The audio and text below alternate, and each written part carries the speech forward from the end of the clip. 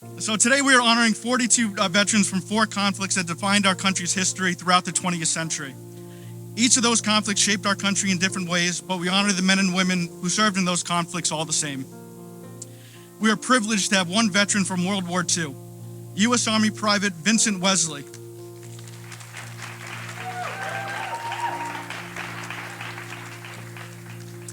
Who served under Old Blood and Guts General George Patton from 1942 to 1945.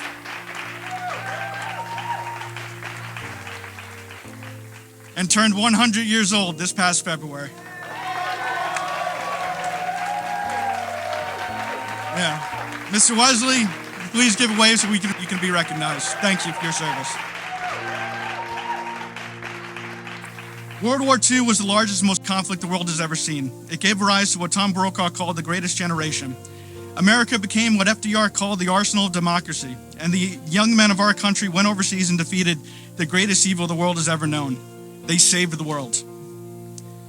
Out of the ashes of World War II, the United States emerged for the first time in its history an unquestioned global superpower and took on a new solemn responsibility, leader of the free world. That new responsibility took us to the Korean Peninsula to defend the freedom of a people we didn't know. The Korean War has been called the Forgotten War. At Big Apple on our flight, we do not forget. We do not forget the names of places like the Pusan Perimeter, Incheon, Unsan, the Chungcheon River, Hungnam, 2 bridges, and the Chosin Reservoir. We do not forget veterans like James Faulkner, who at 16 years old lied about his age and said he was 19 to enlist in the U.S. Army in 1950. There he landed at Pusan with the 2nd Division, stopped the communist advance, and battled all the way to the Yalu River. There in the freezing winter of 1950, among some of the harshest conditions the United States military has ever endured, he began hearing rumors of Chinese soldiers in the country. Soon after, hundreds of thousands of Chinese soldiers came pouring across the border, fundamentally changing the dynamic of the war. He told me at the meet and greet that the only thing more frightening than the bugles the Chinese would blast before attacking was the smell of garlic, because that's when you knew they were close. James Faulkner ended up being captured in this assault and spent 30 months as a POW before finally coming home, going to work, and starting a wonderful family. He's here with us today and will experience today alongside his loving grandson, Samori.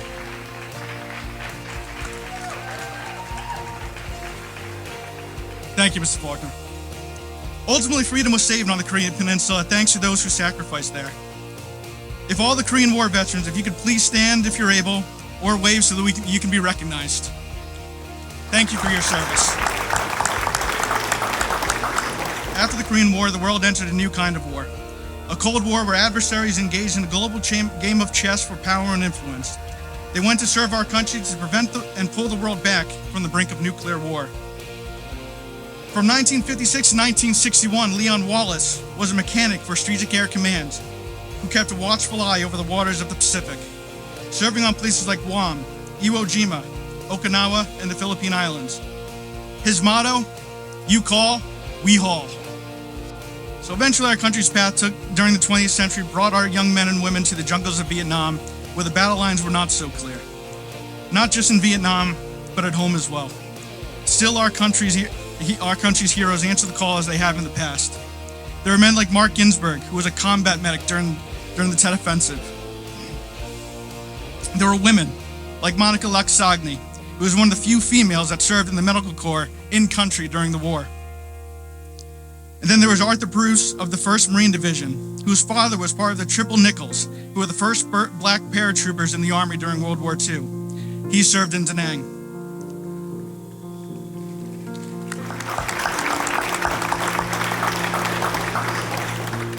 The welcome home our Vietnam veterans received when they returned home was not a pleasant one, to say the least. Today we give them the welcome home that is long overdue and so rightfully deserved. Thank you all for your service.